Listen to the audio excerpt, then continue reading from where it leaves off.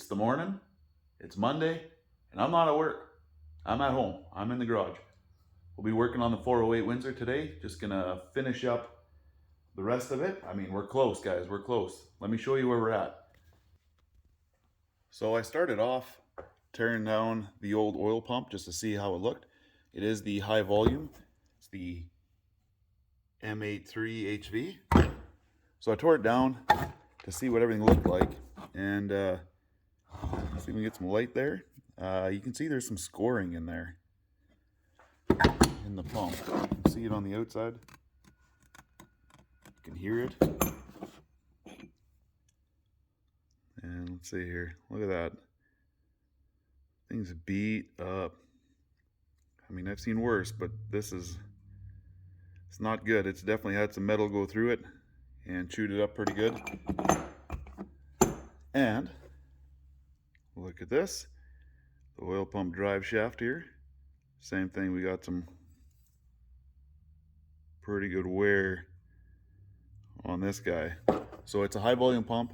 It's going to put a little stress on this, and this being the factory shaft, yeah, we needed to change that out. Filter, or the pickup screen, had a bunch of debris in it. There was pieces of metal, I think from the roll pin on the distributor that was broken. Found a bunch of that in there, found a bunch of gasket material. It was bad. So we just had to get this all new. We had to start fresh. So I got a new pickup screen. I got the ARP drive shaft here, oil pump drive shaft deal. Much bigger and beefier than the factory. Like, I don't know if it's going to show on camera, guys, but that's just, of course, it's going to slide away. Big difference, big difference. And we got a new pump. So we're going to take this all out, clean it all up, and get it installed.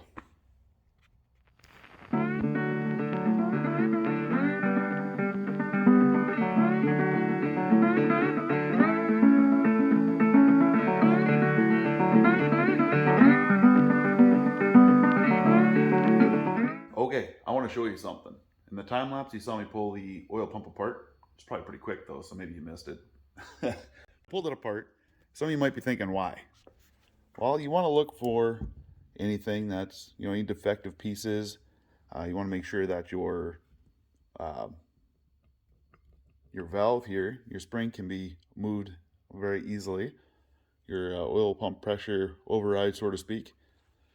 Before I pulled it apart, I made just a tiny witness mark here. You can see it there. Like, it's just a witness mark, so it's not scratched in.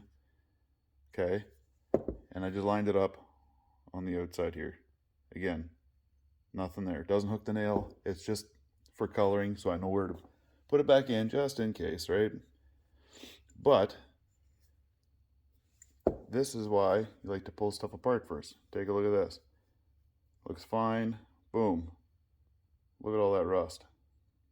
Okay, their oil didn't do the best job there, that's for sure. So now I'm going to hit this with some Scotch-Brite and clean off that surface rust that's sitting on here. Get rid of that, and then wash it down, re-oil it, and put it back together. That's why you check your parts, guys. Just another reason. Pump is put back together. Tips when you're putting it back together, I guess, make sure you line up your witness marks that you created when you put it together. And then I used a little bit of blue Loctite on the threads of the screws there, just to keep them coming out, a little extra. But yeah, that is all put back together. I cleaned everything out with brake clean. I made sure to scrub down all the surface rust first, get rid of anything that looked like it shouldn't be there, then washed it down, dried it up, and I used oil I have in the can, which is break-in oil. It's a BR15W50 right now is what I got.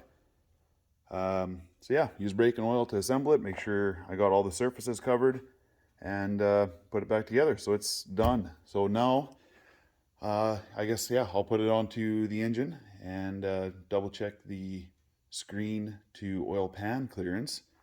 One thing I did notice, if I compare the old screen to the new screen, then I scream. We can see a bit of a height difference here. It's not much, but there is a little bit. I'm not sure if that's just the way these pieces were welded.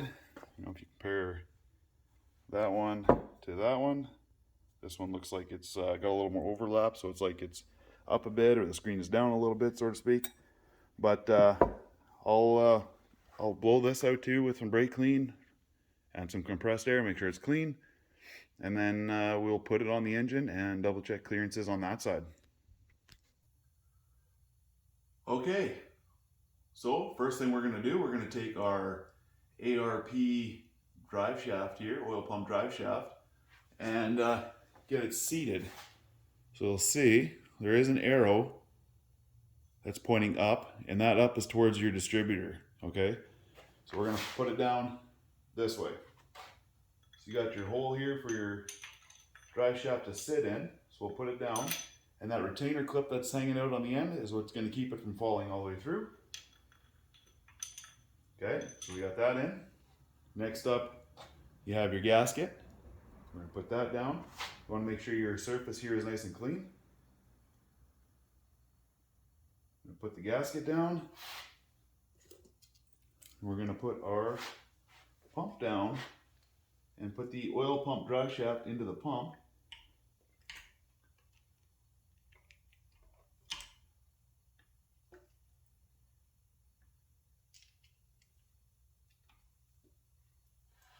Line up our holes.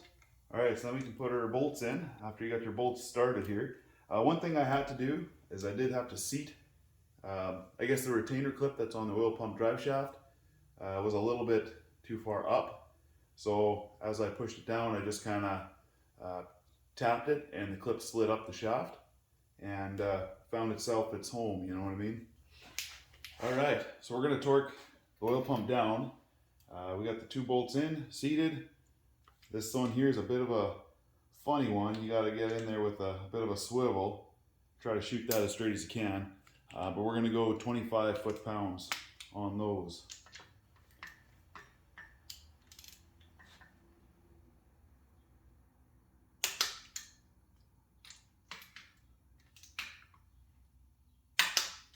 Okay, done deal. All right, so now that the oil pump is on, we're going to go ahead and install our pickup screen, which is cleaned and ready to go. We're going to set that down. We have our gasket and our two bolts.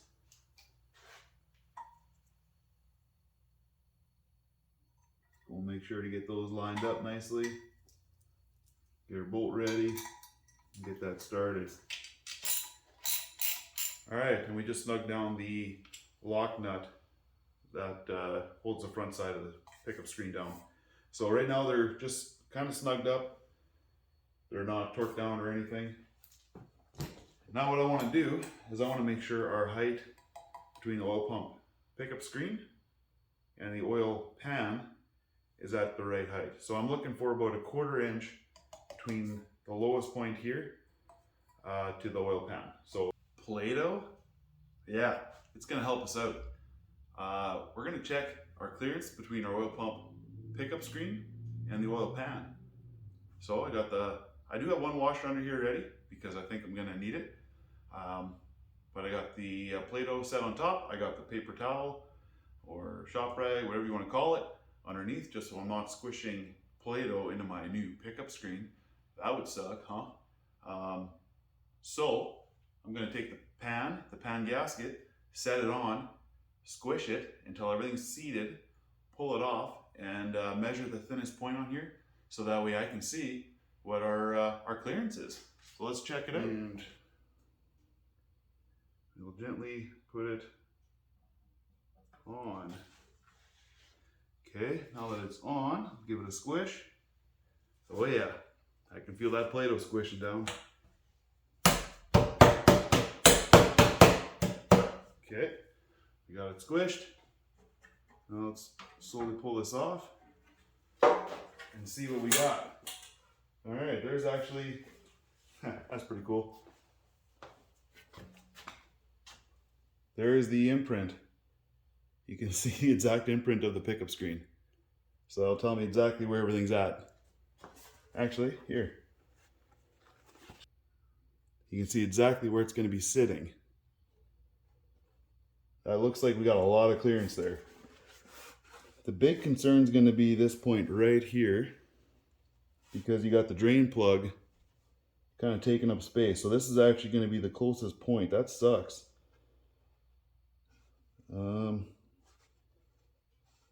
We'll see what we're going to do about that. Because your main screen, your pickup area is right here, and I want this area to be about a 1/4 inch from the bottom of the pan. A 1/4 inch to about 1/2 inch. That's kind of the benchmark to shoot for. But this looks like we got a lot more. So, but this area is a little bit tight, so this is going to limit me on how much I can actually shim that up. All right, I got the measurement. If you look, I actually have 3 washers set into here to try to get our clearance right. So if you look here, hopefully it's focusing. This is our tightest area here. So if I measure that area, we got about 456 thousandths. Okay, so that's within spec. I'd usually go a little bit tighter, but here's the problem. This side, where the oil pan drain plug is, that's our tight spot. So if I measure that area, yeah, we're like 118 thousandths. So it's pretty tight right here. So I'm gonna stop there. We're within our spec on this side. So that's what we're gonna run. I know it looks a little bit thicker here, but it's imprinted. It's thinner down below. There's just a lip here where it didn't squish. So this area here is a representation of where we're at. So we are about 456 thousandths, under 1/2 inch. That's how we're gonna run it. Okay, so we're gonna torque these 2 bolts to 20 foot-pounds. We're gonna torque this back nut to 25 foot-pounds. I think the spec is actually 30 to 35 foot-pounds for that one. It's a 3/8 stud there. But as you can see, we got 3 washers stacked up. Here, let's let it focus. We got 3 washers stacked up to get our clearance correct. So we don't have 100% of the thread coming through that nut. So what I did is I made sure to clean the thread and the nut side with brake clean, make sure there's no oil or anything on there. And I put Loctite, blue Loctite on those threads. Or I put it on the nut side and thread it down, but whatever, it's on there. So we're gonna do that and get that torqued down.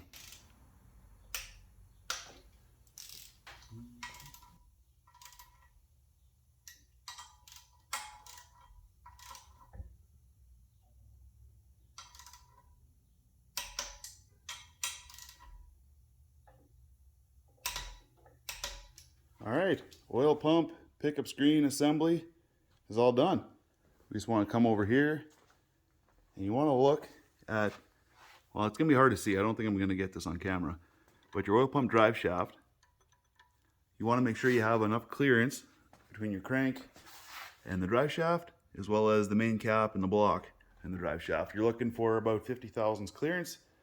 If you have that, you should be set. All right, this 408 is ready for the oil pan.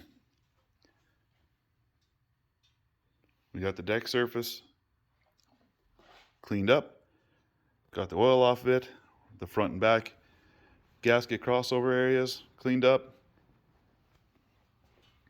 We got the hardware ready, the pan is all cleaned up. You can see the modified kick out on the pan that a local shop did here for him. So it didn't go deeper, but he kicked it out wider, just so that way it's got a little bit more holding capacity. It's got a little bit of pitting and stuff in it, but it is clean and rust free, and it should be okay there.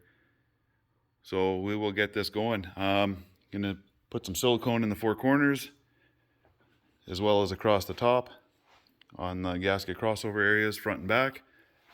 And then I'm gonna torque the bolts down to 15 foot-pounds, kind of starting in the center and working your way outside, I guess, towards the outside.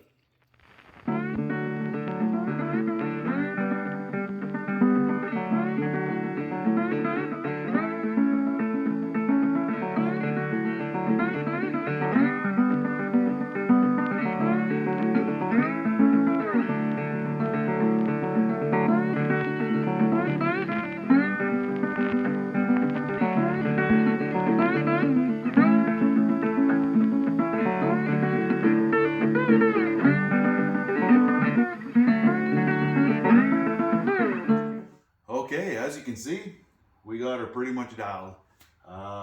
We got a few minor things we got to do yet. The rear main seal needs to get installed, but the engine stand is actually in the way for that currently. So once I get it off the stand with the cherry picker, that's when I'll put it in. That's pretty easy. You just make sure your housing where your seal sits, the outside area is clean. Make sure I always put a little bit of silicone anyways around the rear main seal, just a light little layer around there, nothing too heavy, and make sure you got it facing the right way and install it. Tap it in, make sure it's seated all the way around, and you're done there. So I won't show that. I got to do the front accessories, so the crank bolt and stuff needs to get put in. The dipstick tube needs to get installed. This one's a bolt-in on the side of the oil pan. So just minor stuff, but you know what? The gist of it's here. We're going to call this done. We're going to close this series. We will probably do some footage installing this into the guy's truck. His truck will be here in a week, under a week, and I'll get that thing prepped, and maybe I'll throw some footage out there, maybe some time lapse of me installing it, and then once it's installed and everything's good, then I'm gonna dial it in. We'll get it tuned up and see how it all sounds and how it runs. But for that truck, for installing it, we had the headers that he had were really small. Okay, so the primary tubes were actually a nice size, but right where it comes on at the header flange, right where it comes down to bolt on here, it got choked down hard. It was okay for the factory heads or some cheaper heads. I guess the heads he had on before were Pro Comp, so they're probably still too choked down for those heads as well. But like a factory head or something, I mean, it's probably okay. But in this particular case, not even maybe. It was choking the flow off like crazy. So something had to be done. So what I did, fortunate enough to have some good friends.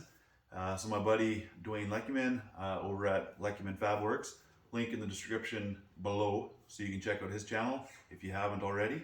But he's got a video. I'll actually link the video, okay? He's got a video where he modified these headers for me, and it turned out fantastic. Give you a sneak peek here. All right, that's the end result. He's got the ports opened up. It doesn't choke down, not nearly as much as it did before. I mean, I'm telling you, I should have maybe taken some footage of that. But if you watch Dwayne's video, you'll be able to see it. You'll know exactly what I mean when you watch that. Yeah, so please go check him out. And his video, you can check him out too if you'd like. He's a pretty good looking dude. But check out his video. He did awesome work on there, so I'm looking forward to seeing how the fit-up's gonna end up working in the truck, but I'm sure it'll all be just fine. That's it, guys. I'm gonna call it there. I appreciate you following along. We're at like just over 200 subscribers. That's pretty cool. It grew pretty quick there for a bit. Didn't see that one coming, to be honest. But you know, for those of you who are watching and checking it out, and you know, liking and subscribing and all that fun stuff, I appreciate it. So with that, take care. Stay tuned.